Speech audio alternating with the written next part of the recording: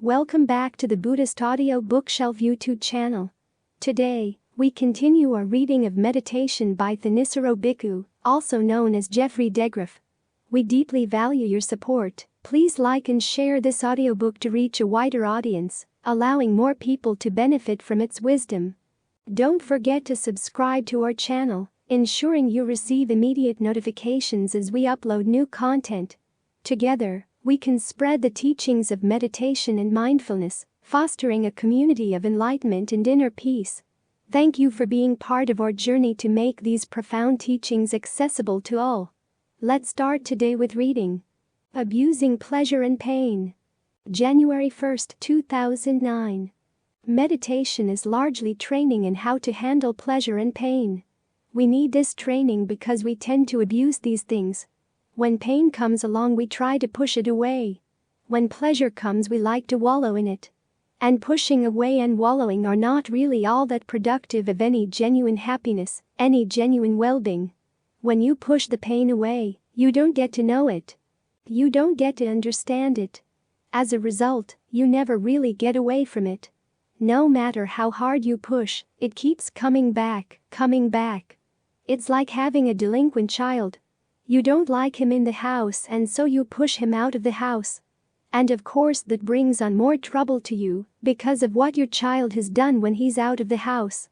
Our abuse of pleasure is a dire kind of problem. We want to have it all the time, and yet we don't look after it. We just wallow in it, and then it turns into something else. Ajahn Suwat had an image for this. He said, "It's like being a water buffalo. Water buffaloes like to drink nice clean water. But when they get a nice puddle of clean water, what do? They lie in it. They piss in it. They wallow around in it and get it all muddy. As a result, they don't have the clean, clear water they wanted." In other words, the pleasure we gain when we meditate can be used for developing an even higher pleasure, a genuine nourishment for the mind to keep us going, to keep our meditation work well nourished. Yet as soon as we gain a little bit of pleasure, we don't want to use it as a basis for any kind of work. We just want to wallow in it. The mind begins to drift away, and then we've destroyed our meditation because we've abused the pleasure. So it's important that you understand the proper way to approach both pleasure and pain in the meditation. That way you can get genuine BTS from them, because they are both noble truths. When pain arises, think of it. This is the RST noble truth. When the pleasure arises from being settled in the breath, that's part of the fourth noble truth. Right concentration, a factor of the path. But we don't use it as a path. We just lie in it.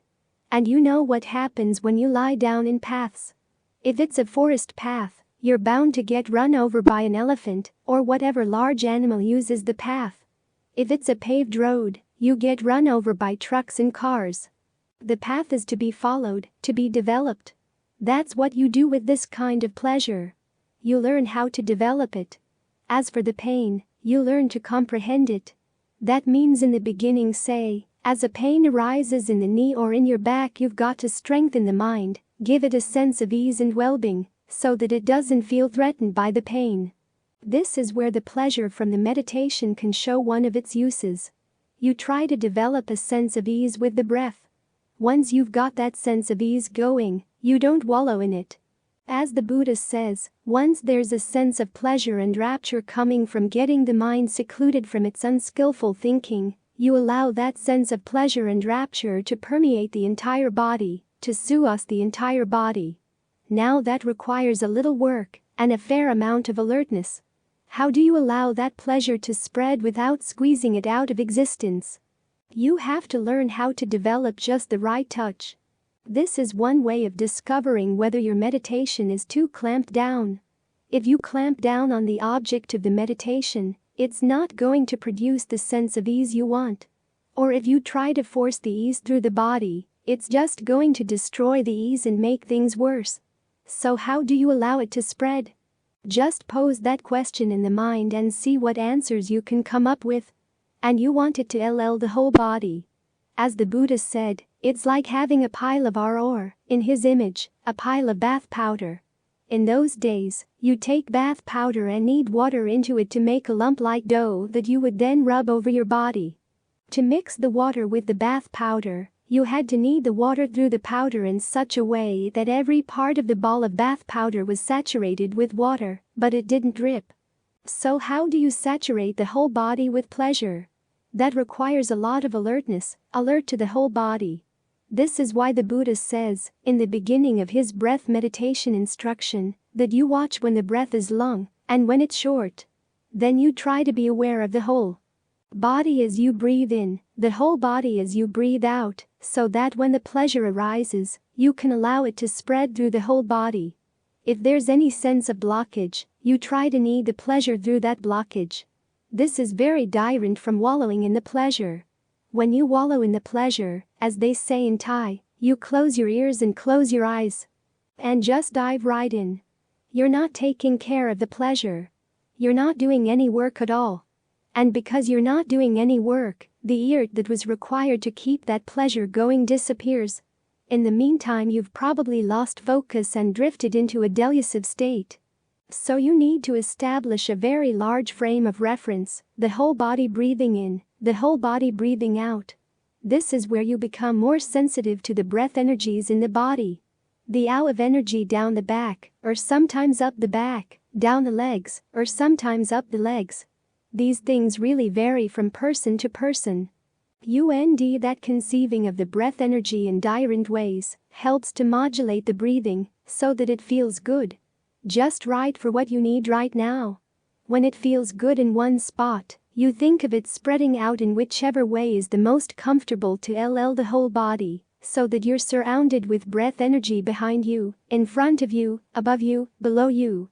The whole body is saturated with a sense of ease and well-being, with the fullness of rapture.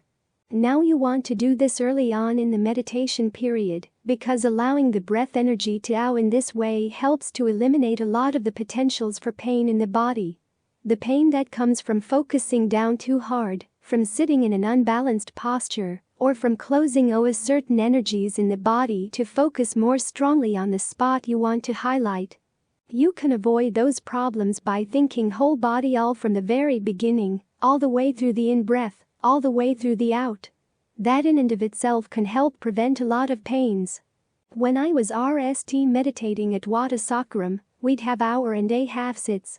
I'd usually end that after the half an hour or so, there'd be pains in my leg. But then I realized that up to that point I hadn't been doing much work in spreading the breath, spreading the pleasure from the breathing. So as a way of heading those pains beforehand, the thing I do right from the very beginning of the session would be to think of the whole body, of the breath owing through the whole body. That helped to eliminate a lot of the pains. So while you're sitting here, don't think of how long you're going to be sitting here. Think of the work you've got to do right now. When there's a sense of ease in the breathing, and the breathing does become a lot easier when you're thinking of the whole body. Because you've begun to get sensitive to areas where you've tensed up to breathe in, or to push the breath out, you can allow the various parts of the body to relax. Then you do your best to maintain that sense of full body awareness and relaxation. It does have a tendency to shrink, so you have to GHT that. Think, whole body all the way with the in-breath, whole body all the way with the out. That's the work you do in the pleasure. When the pleasure arises, you have something to do with it. This also helps when the breath gets more and more renewed. It will come to a point where it's going to stop, not because you forced it to stop, but simply because all the breath energies in the body are so full and so well connected that they nourish one another. You're thinking less, so less oxygen is being turned into carbon dioxide in your body. At the same time, the carbon dioxide going out the pores is enough to keep the blood in balance, so the brain's instinctive reading of the level of carbon dioxide in the blood allows the breath to grow more and more still. When it's still, you're really going to need this full body awareness not to lose track of things. That's how you make proper use of the pleasure. Whatever sense of ease comes from the breath, you allow it to soothe the body. Again, you don't force it. Just think of everything opening up to allow the pleasure to out in. This puts you in a really good position if any pains come up, Because the duty with regard to pain is not to push it away, not to make it go away. The duty with regard to pain, remember, is to comprehend it. And the RST thing you've got to realize is that whenever there's any pain or stress, there are two kinds. There's the simple pain and stress that comes from the three characteristics. In other words, anything that's fabricated like the body or the mind, any of the khandhas or aggregates, is going to involve some stress simply by virtue of the fact that it's fabricated. That's part of the natural order of things. But there's also a deeper stress, a deeper pain that comes from craving. That's stress and pain in the Four Noble Truths. And that's not necessary. In Ajahn Lee's phrase, the pains in the body are natural pains. The pains caused by craving are unnatural. We create them and yet we don't have to. That's what you need to learn how to see. Why do you create these kinds of pains? Because you like to feed on your pleasures. But when you're feeding on your pleasures, you're going to run into pains as well. And because you're in feeding mode, you start feeding on the pain, too, and that's unpleasant. So you want to watch. Why is the mind feeding on these things? You want to develop a sense of what the Buddha calls nibbida, which can be translated as disenchantment, but also as disgust or distaste for these things. In other words, you want to stop feeding, to lose your appetite for feeding. That's different from pushing them away. When you push them away, you don't really understand the difference between the natural pain in the body and the unnecessary suffering or stress in the mind. You want to keep on feeding, but you've got something bad in your mouth, so you indiscriminately try to spit it right out. And often you can't, for it's a big glob stuck in your throat. You have to learn how to watch these things to make the necessary distinctions. This is why that sense of ease and well-being from the concentration is an important tool, an important helpmate in the path, because it allows you not to feel threatened by the pain. The pain may be there, but you've got something else you can focus on.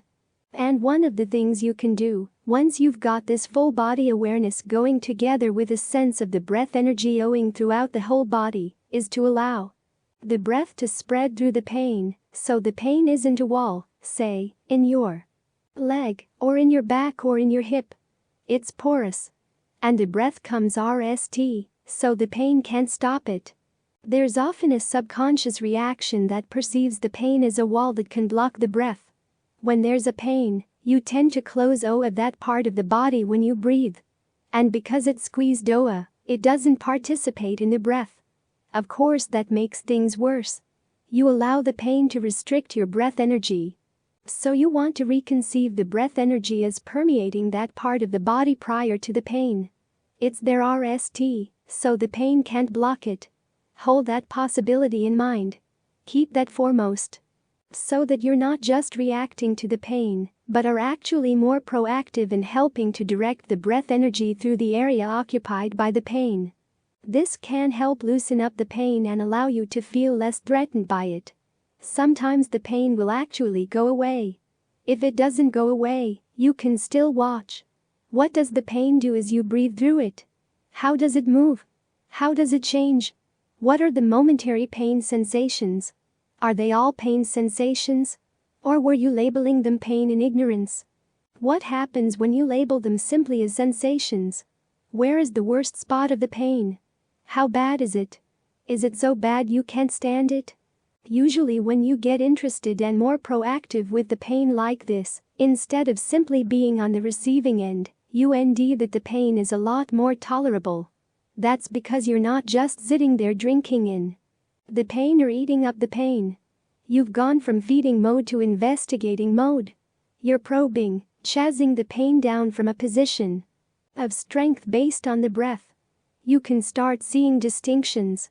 What's the difference between the physical pain and the mental pain? What's the distinction between the physical pain and the body? What's the distinction between the mental pain and your awareness of the mental pain?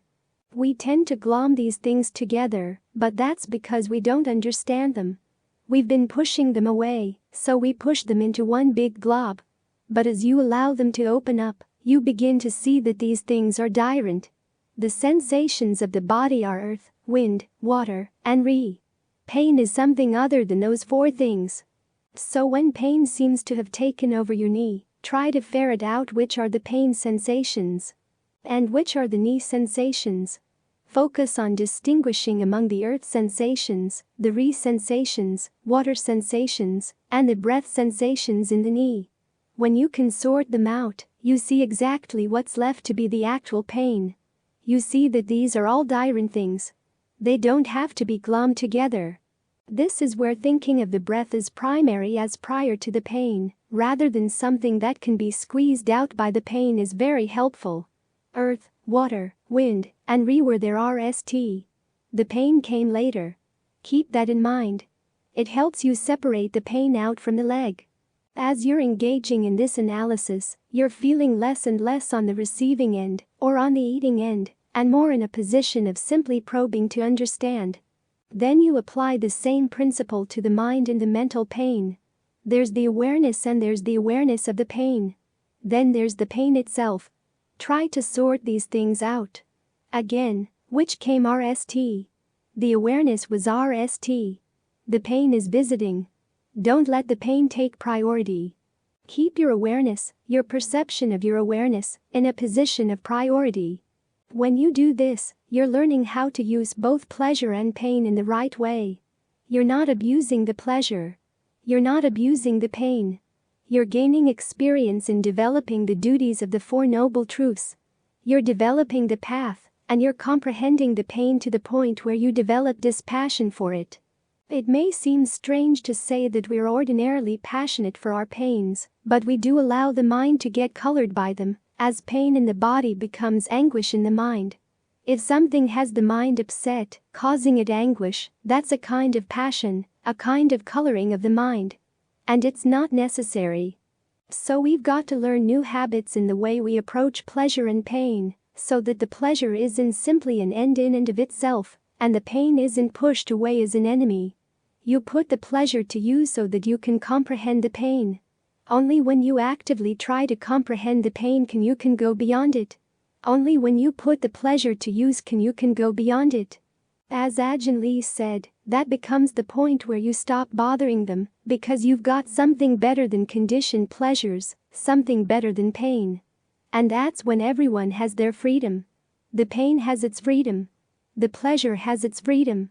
And you have your freedom. So try to keep these points in mind. The fourth frame of reference. March 29, 2009. Ajahn Lee often made the point that when you're focused on the breath, you don't have just the RST frame of reference or the RST foundation of mindfulness. You have all four right there. The breath is the body in and of itself. That's the RST frame of reference. The feelings of pleasure or pain that you're encountering as you deal with the breath count as feelings in and of themselves. That's the second. As for the mind state you're trying to develop, that it's either delayed or not. Or as you get further into this third frame of reference, you start noticing when the mind is concentrated or when it's not, when it's expanded or enlarged, or when it's not, whether it's released or not, whether it's ever been excelled or not. And then there's the fourth frame of reference, the Dhammas. Often we don't have a real handle on how to make use of that fourth frame of reference, because it looks like little more than a list of Dhamma teachings. But it's much more than that. It's a list of different ways you can look at problems that come up in the course of your practice. You can look at things in terms of the V hindrances, the V clinging aggregates, the 6 sense media, the 7 factors for awakening, or the 4 noble truths. Each of these lists provides a useful framework for looking at what's actually going on in different aspects of the practice. And not just looking. They also give you guidance in what to do. These are not exercises in bare awareness, because each of the different members of the list carries a specific duty. Once you've figured out what's happening in terms of that particular framework, you know what to do in response. You know what to do proactively. For instance, as we're going through daily life, one of the main issues in practice is restraint of the senses. This is an area where it's good to use the framework of the 6 sense media. As the Buddha said in this context, when you're looking, try to notice. Where is the fetter in the looking? If you're listening, where is the fetter in the listening?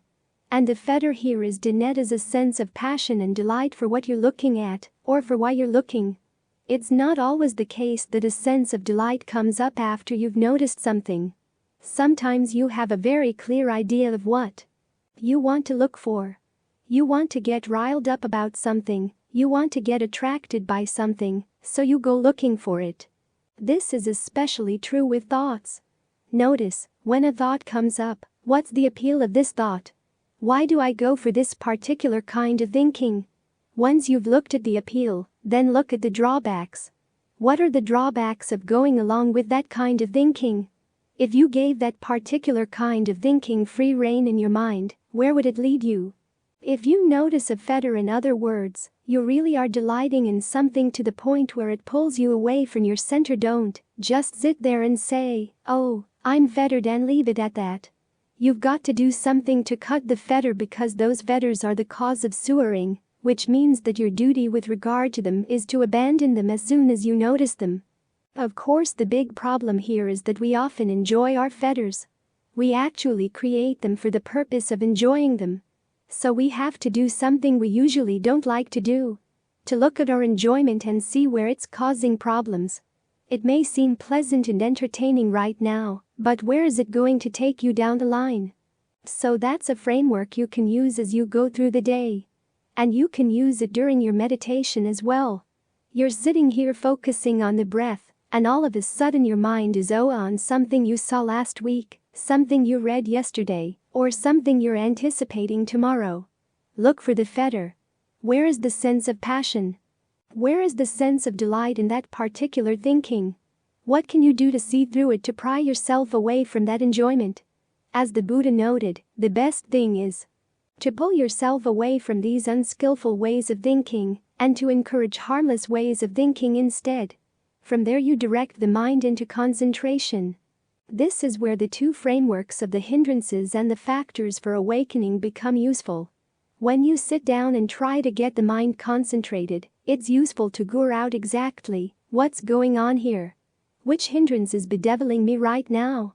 Once you're able to classify a disturbance as sensual desire, ill will, torpor and lethargy, restlessness and anxiety, or uncertainty, then you know what to do with it. And sometimes just recognizing it as the problem gets you over the hump. This is because one of the characteristics of the hindrances is that they deceive you. When desire arises, your mind is usually already on the side of the desire. You don't see it as a problem. The thing you desire really is something desirable. When you have ill will for somebody, that person really is awful. When the mind is torpid, well, it's time to get some rest. It's time to sleep. The mind is getting too tired. And so on down the line. You have to learn to see these things as genuine hindrances, as real obstacles on your path, and not be fooled into siding with them. Ask yourself, what is this hindering me from? Well, for one thing, it's hindering you from learning about the potentials of concentration.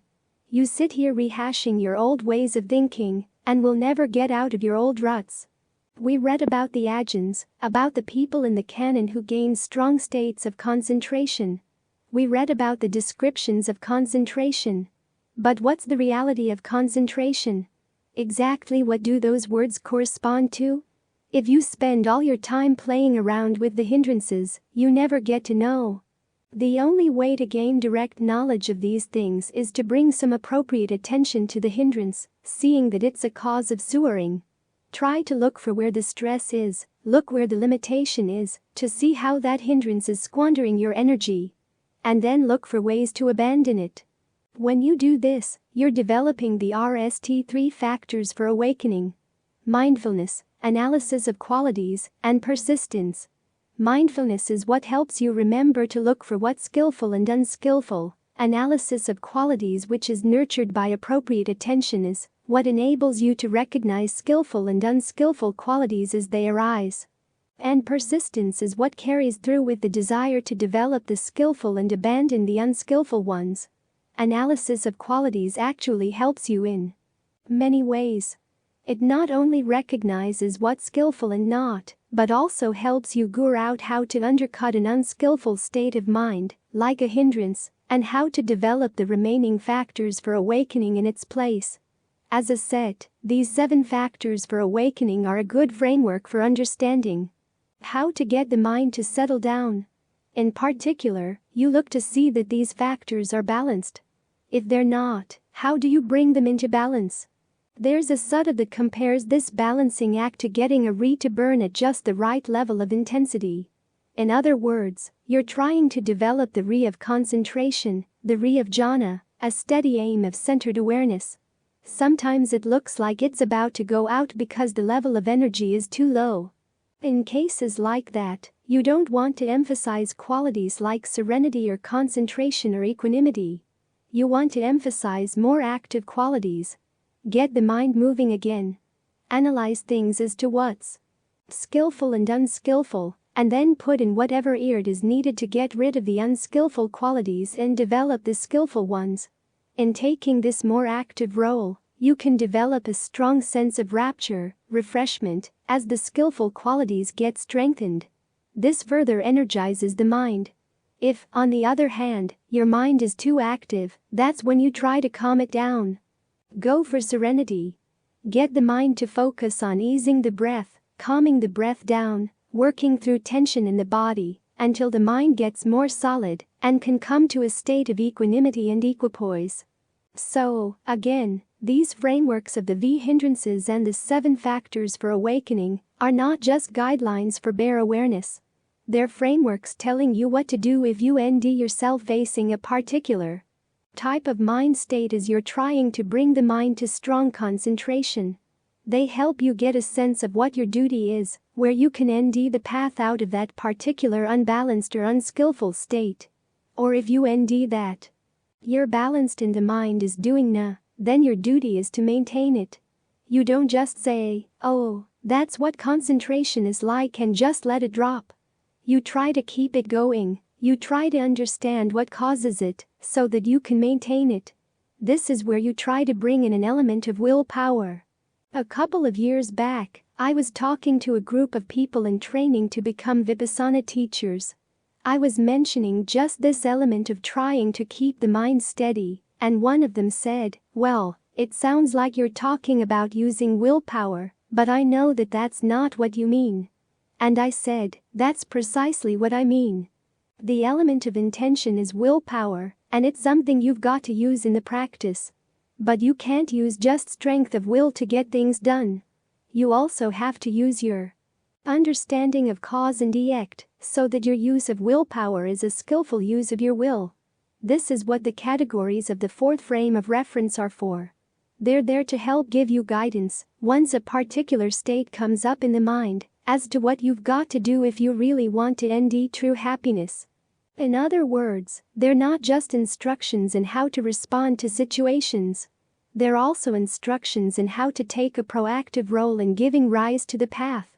This is even clearer in the categories of the 4 Noble Truths. You analyze things RST in terms of the RST Noble Truth, the V clinging aggregates, to understand where's the stress here, where's the sewering here, where and how you're clinging to these things. In particular, you want to learn how to identify each of the clinging aggregates: form, feeling, perception, fabrication, and consciousness as events, activities, to see what spurs them into action and how they stop. Then you try to notice how you're clinging to them, how you keep compulsively repeating them. Then you take your clinging apart. If something's disturbing your concentration, take it apart in terms of these V clinging aggregates. Where's the clinging? What kind of clinging is it? Is it sensual clinging? Is it clinging in terms of habits and practices? Views? Ideas of what you are or what belongs to you? Try to comprehend it, which, after all, is the duty with regard to the RST Noble Truth. Once you've comprehended the sewering, you should be able to see where its cause is. What's causing you to cling? Where's the craving? Try to catch it happening. When you can catch it happening, the duty there is to abandon it. As for whatever aspects of the path that can help you see these things, you develop them, all 8 factors of the path, and particularly right concentration. This is where you get proactive. When you've mastered concentration, the framework of the V. Clinging aggregates comes in again. When all the factors of the path are in a good state of balance, you start analyzing the concentration in terms of the V aggregates to see where it, too, is stressful. Even the equanimity of the fourth jhana has its element of stress. You've got to look for that so you can develop dispassion all around. This is why, when you've mastered concentration, it's useful to take these states of concentration apart in these ways. Where is feeling playing a role there? Where's the perception? Where are the thought fabrications? Where's the consciousness of this? Which aspect are you clinging to? Can you see the drawbacks of that clinging? It's helpful here to look in terms of the three perceptions or of any of the perceptions that help to develop a sense of dispassion. You look for the inconstancy. Once you've perceived the inconstancy, you look to see that that's stressful. When you see the stress, you realize that it can't possibly be a happiness you'd like to claim as your own. Or you learn to perceive the aggregates that make up your concentration is empty, a disease, a wound. There must be something better. This line of perceiving, this approach, is what nearly gets you past all your attachments and brings you to something really solid, something unfabricated. At that point, you can put even these strategic perceptions down, for they've done their work. You've been carrying out these skillful duties to arrive at something that doesn't carry a duty. As Ajahn Mun once said, Nibbana carries no duty for the mind at all. Each of the Four Noble Truths entails a duty, but Nibbana is something beyond the Four Noble Truths, something outside of the framework of the four frames of reference and their attendant duties. It's not an activity in any way. So it's helpful to look at this fourth frame of reference as a series of guidelines. When a problem comes up, guru out which framework is useful for analyzing where you are in the practice and for pointing the practice in the direction you want to go. Learn to see what's going on in your mind in terms of these frameworks so you can guru out what to do, what's the duty here. This helps you to step back from just being in your thought worlds in a way that allows you to take them apart in terms of their elements, the events and activities that put them together. This in turn gives you a much better idea of what to do with them, instead of what you have been doing, which has been to cling to them in sewer. This is how you take apart this big mass of sewering in the mind. If you learn how to take it apart, you really see it's not a solid mountain of rock. It's just a pile of gravel. And each little piece of gravel is not all that heavy. You can deal with it much more easily as a piece of gravel than as part of a solid mass of rock. So try to familiarize yourself with these different frameworks, and you'll get a much better handle on how to deal with the problems of the mind. Taking the Buddha at his word. October 2, 2008. Ajahn Fuang once stated that there are two kinds of people in the world. Those who think too much and those who don't think enough. He was referring specifically to concentration practice, but his statement applies to other areas of the practice as well. When some people come to the practice, they want to be told what to do, and they don't want to have to think about it. They want a series of instructions that they can follow 1, 2, 3, 4 and then, at the end of the list, they'll be guaranteed results. That of course places all the responsibility on the teacher. If the results don't come, then the teacher was wrong. It was the teacher's fault, not the students'. At the same time, the attitude of not wanting to think turns many areas of the practice into ritual, things where you simply go through the motions. You do it because you're told to do it, and that's all you know. For Westerners studying with other Westerners in Thailand, this is especially dangerous. They do something because their teacher says, well, the Thais say to do it, but it's just the Thai way of doing things. When they hear that, they naturally hold back a part of their mind, saying to themselves, when I get home, I'm not going to do it their way. I'm going to do it my way. It's like that image of the elephant in the suttas. He charges into the battle, but he holds back his trunk. He's going through the motions of ting, but he's not really giving himself over to the battle. That's one extreme. The other extreme is not so much thinking too much, it's thinking in the wrong way, trying to guru things out beforehand, so you don't have to go through the practice. In other words, you assume either that the Buddha didn't know what he was talking about, or that he was playing a trick on us, and that the whole point of the practice is to guru out the trick. He talks about the unconditioned, but then he describes a conditioned path. This obviously can't be true. There must be a trick. Or he talks about putting an end to desire, but how can you do that without desiring to end desire? There must be a trick. Or so the thinking goes. In other words, you try to guru out the path without doing it, as an excuse for not doing it, and you think that you're clever.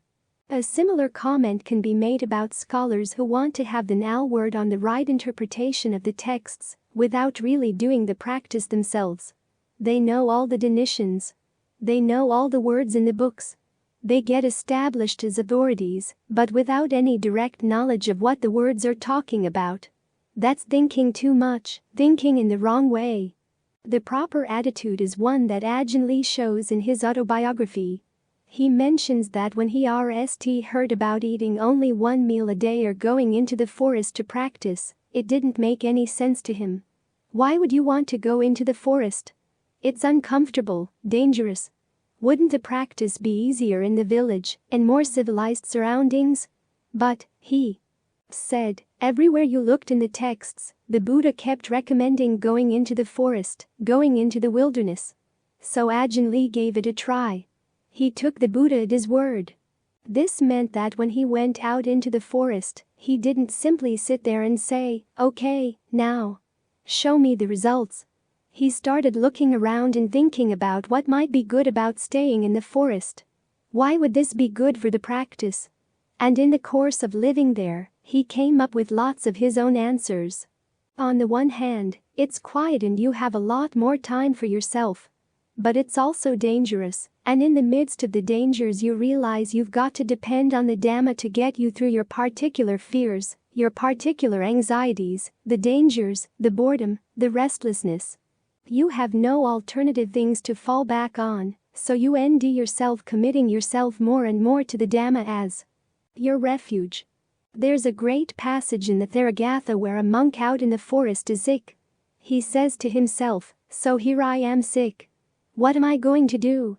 Am I going to go back and be a doctor?"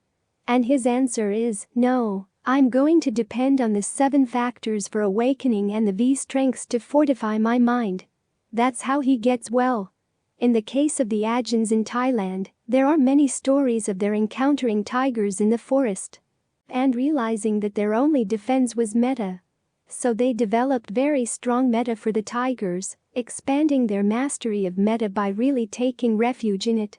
This is how they developed their skill in the practice. Going into the forest, going into the wilderness, really forces you to hold on to the Dhamma in ways that you wouldn't have to when you live in comfortable surroundings. Ajahn Lee learned this, 1. Through experience, and 2. Through thinking about it. This is how you understand the Buddha's teachings.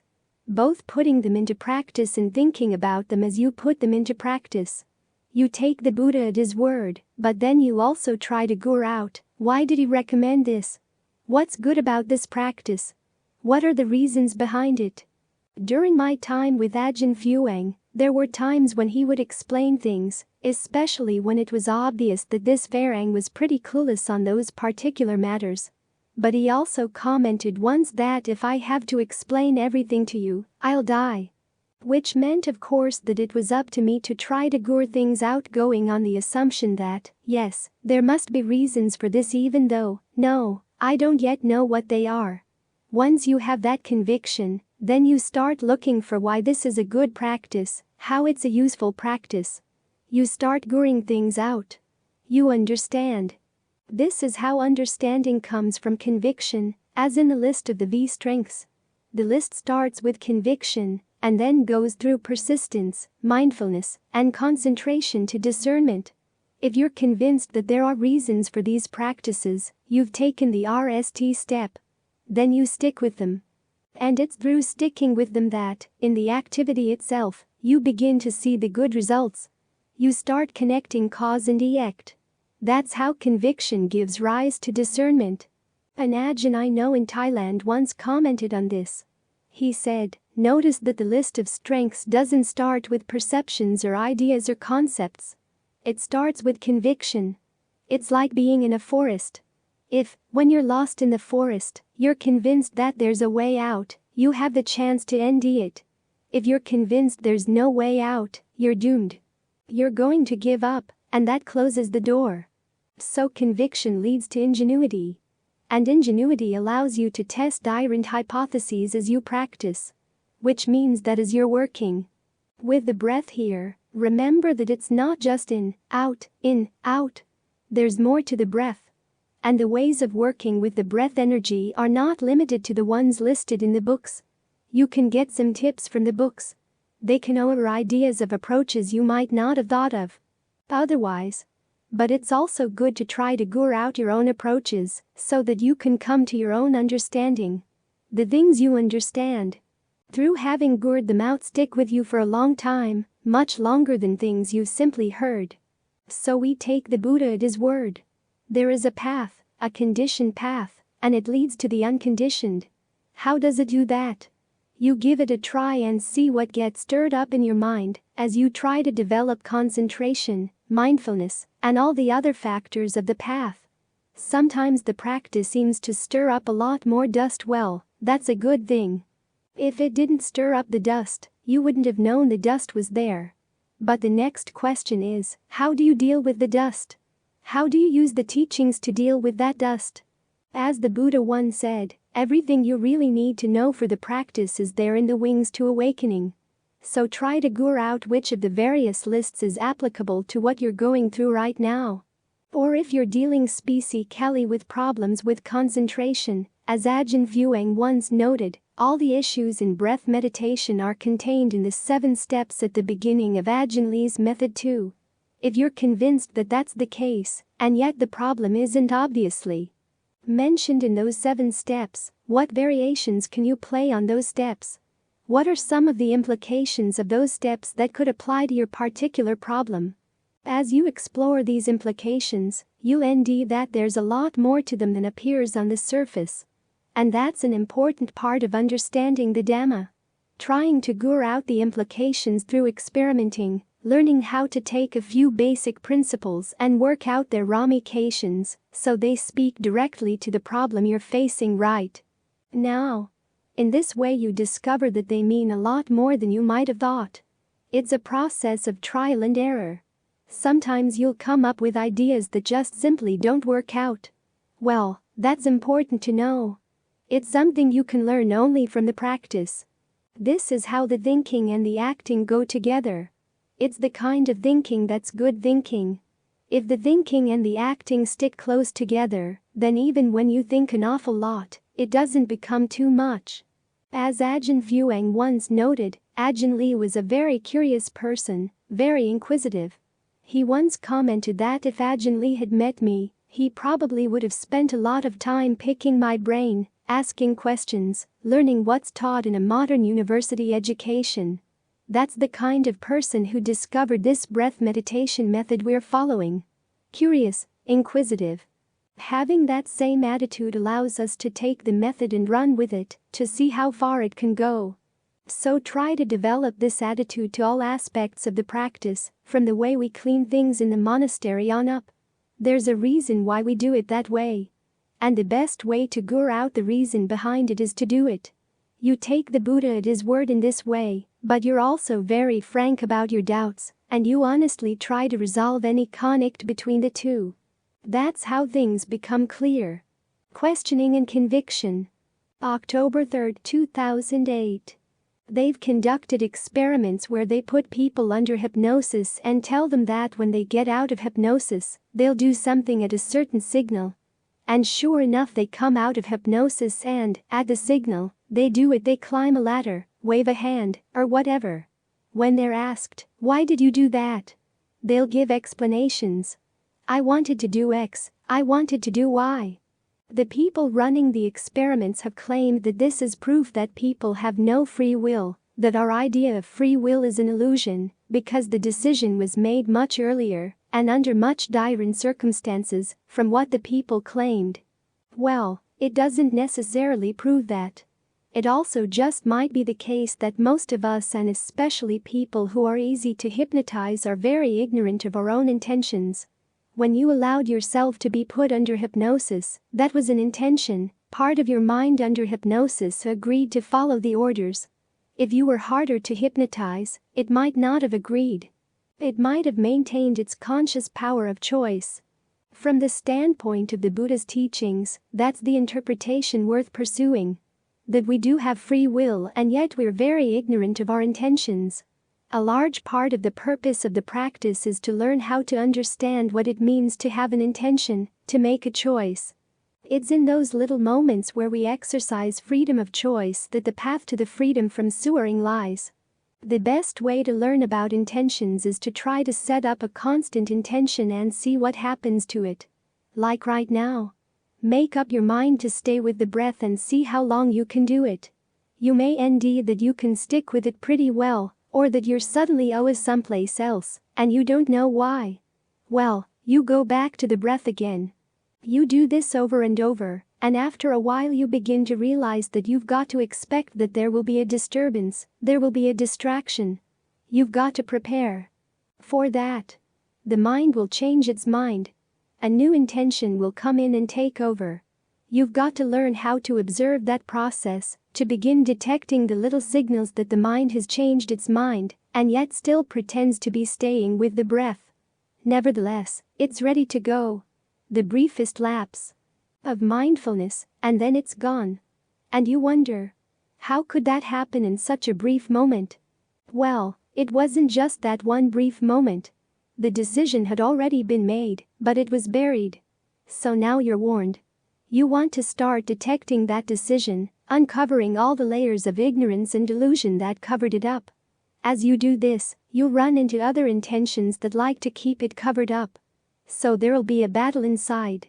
One mind, but there are lots of minds to it, lots of opinions, lots of intentions. The only way you're going to uncover these things is to try to stick with one intention as long as possible. This begins with the intention to put an end to sewering. And that's based on the conviction that it's possible to do it. Conviction starts with conviction in the Buddha's awakening, that he did end the end of sewering, and he did it through developing powers of his mind. And they weren't powers peculiar to him, they were powers anybody could develop. This is an important form of conviction because it gives you the impetus to get on the path. You say, he could do it, so can I. You need to maintain that belief. So the knowledge of the Dhamma that you start out with is not really knowledge. It's a conviction, a belief, an untested hypothesis that you're going to test. But you decide it's worth testing. It's like being a scientist. There are lots of different hypotheses or theories a scientist could test, but the scientist has to focus on testing the ones that seem most promising. Which ones are going to be worthwhile, which ones will teach you something useful if you prove them true or false. If you decide that the idea that sewering can be put to an end is worth testing, it gives you the impetus to start testing the Buddha's teachings in practice. It also gives you a rudimentary experience of what's called yoniso manasikara, or appropriate attention, focusing on the issue of sewering as having paramount importance. We could focus on lots of other issues in life. The economy, the weather, the environment, this person's ideas, that person's preferences, lots of different things we could choose to focus on as being important. But appropriate attention starts with the conviction that sewering is the important problem, and there must be a solution to it. This form of attention is not really knowledge yet, it's a conviction, but it's focusing you on a particular problem. You've chosen this one as the one most worth exploring, most worth trying to solve. That's why we meditate, because part of the solution to sewering lies in developing certain qualities of mind, such as mindfulness, alertness, concentration. To develop these qualities, you need conviction. When mindfulness lapses, you don't have to debate with yourself as to whether it's worth wandering after that distraction.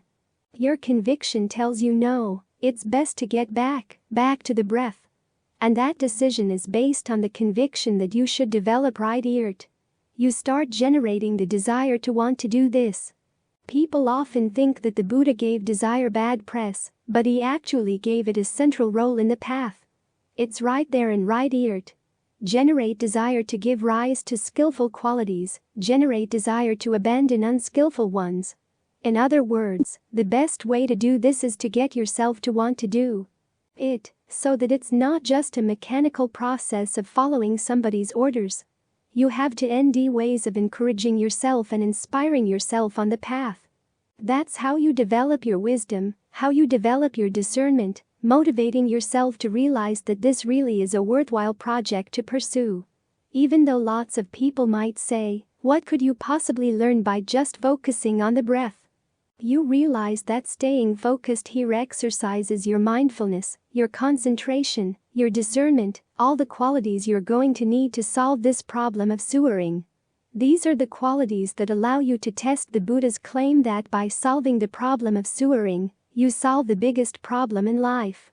You actually arrive at the deathless, a happiness that doesn't change, that lies outside of space and time. It's quite a claim, but you can think about what life would be like if there were no happiness lying outside of space and time. Whatever you gained, you'd have to lose it, you'd gain it again, you'd lose it again. What real satisfaction is there in that? But here's the Buddha, someone who seems reasonable, claiming that it is possible to end a happiness that doesn't have to depend on conditions. And it's up to you to decide. Do you want to make the ear to explore that possibility? So you sit down and focus on your breath to develop the qualities of mind needed to test that claim. That's the beginning of appropriate attention. It's based on a choice you make and a choice you have to keep on making, because it's so easy to follow the path. It can be a long path. It requires a lot of discipline. It requires persistence, patience, qualities that we in the modern world tend to have in only minimal amounts. So it's very easy to give up. You need to keep on generating that desire, keep on reminding yourself why you're here. You're here to learn about the potentials in the mind. How far toward true happiness can these potentials go? Our belief that this is an important hypothesis to test calls for an interesting combination of skepticism and conviction. But it's only through that kind of questioning, choosing a question you think is important and examining it again and again, that knowledge is attained. And particularly as you develop these qualities, you begin to understand more and more what it is to make a choice. Where exactly do you make those choices? You begin to realize that there are many, many layers of choice going on in the mind. A lot of our explanations as to why we did something are pretty wide of the mark. They're simply narratives we create after the fact without really observing these things as they actually happen. This is why the Buddha places so much emphasis on alertness, the quality of noticing what's going on as it's going on. He talks about observing craving, the cause of sewering. You have to see it right there where it's happening to perceive exactly what the choice is, where it was made, and why it was made. You can do that only if you stay very close to the present moment. This is why the breath is such an ideal topic for meditation. It's always right here in the present moment. It's right here where the mind and the body meet. When you're here, you're much more likely to see your intentions as they're being made, the choices as they're being made. But this requires a lot of sensitivity, which is why it requires time. You have to keep coming back, looking deeper and deeper, developing stronger and stronger powers of concentration, mindfulness, alertness, getting the mind really still, so that it can detect even the slightest movements within it. The going may seem slow, but don't let that be a deterrent. The process is gradual for everyone. Even though it seems to be taking a long time and a lot of effort, remind yourself that the Buddha himself had to pursue it for a long time, had to put in a lot of effort. But when he arrived at the goal, he said that it was more than worth the effort. And so you think about that possibility. That through understanding your intentions, you can end something that lies beyond intention, that through exploring your freedom of choice from moment to moment, you can end a freedom beyond moments, beyond time altogether. So keep looking at the choices you make. Exactly when do you make them, how do you make them, where do you make them? Try to see as precisely as possible. It's right around the area of intention that there lies the opening to freedom. After all, what is a choice? There is a little moment of freedom right there where you can choose X or Y, but we usually don't take full advantage of it. Our choices tend to be very, very conditioned by past ideas, past beliefs, past habits. Because we're not paying full attention, we just go along with our old ways of doing things. So we don't really appreciate the freedom that lies exactly where that choice is and the way it's made. An important part of mindfulness is to decondition yourself. The Buddha said, just look at the breath, look at the body in and of itself, putting aside greed and distress with reference to the world. In other words, putting aside your old habits of thinking about the world out there. Put aside your old ways of using your eyes and ears and nose, tongue, body, and mind to focus on issues outside there in the world, to get your knowledge about the world, to figure out how to gain what you want out of the world, and of course, getting complacent and careless when you get what you want, and upset when you don't, and trying to end new ways of getting it. Now we want to use our eyes, ears, nose, tongue, body, and mind for other purposes, just to see the processes of the senses as they happen, in and of themselves. Look at them in a way that highlights the movements of the mind, how the mind makes a choice, and how it enforces that choice, how it justifies that choice to itself. All these processes are going on all the time, but we usually don't look at them because our attention is focused somewhere else far away. So stay right here at the breath, because this is a great place to observe all these other things. The Buddha makes a comparison to 6 kinds of animals. If you tie them all to leashes and tie the leashes together, the animals will all pull in their various directions to feed. The crocodile will want to go down to feed in the river, the monkey will want to go climb up to feed in the tree, the hyena will want to go to feed in a charnel ground, and so on. Depending on which animal is the strongest, the others get dragged along. But if you tie them all to an immovable post, then no matter how hard they pull, they all end up staying right there at the post. The post here is mindfulness immersed in the body. The prime way of immersing mindfulness in the body is to be mindful of the breath. When you stay with the breath, you can detect the pull that goes out the eyes, ears, nose, tongue, body, or mind to past and future, to your likes and dislikes. But you don't have to give in to that pull because you've got a place where you can stay grounded and secure. That way you can observe the processes that happen at the eye, the ear, and all the other senses. How a perception arises, how the perception turns into a thought, and how the thought begins to develop fangs to bite you and make you sore. These things are all here to be observed. They're all happening all the time. But to see them we have to change our focus. To change our focus requires a change of heart, telling ourselves that this really is important, much more important than things outside. That's what conviction is all about. Appropriate attention is the change of focus, conviction, the change of heart. You make up your mind and your heart that this is an important issue that's got to be resolved, and this is the way to do it. Training the mind, developing these qualities so you can see what's going on in the present more and more clearly, and you can uncover all those layers of delusion that cover up your intentions, those little spots where there's a potential for freedom that we don't detect. So that's what we're looking for. Try to keep that as your utmost priority, because only through maintaining that sense of priorities can you actually test what the Buddha taught and see if the way out really exists. In keeping with the Buddha's teachings, we underscore the profound significance of disseminating wisdom extensively. Today, we've converted this voluminous 1,000-page tome into an easily accessible audio format. Now, the responsibility to further this noble cause rests with you. Through your subscriptions, likes, and content shares, you play a pivotal role in the widespread distribution of these teachings, benefiting countless others. Let's uphold the age-old tradition of sharing knowledge and fostering mindfulness for the greater good of humanity. We invite you to join us in this mission, and together, we can create a profound impact on the lives of many.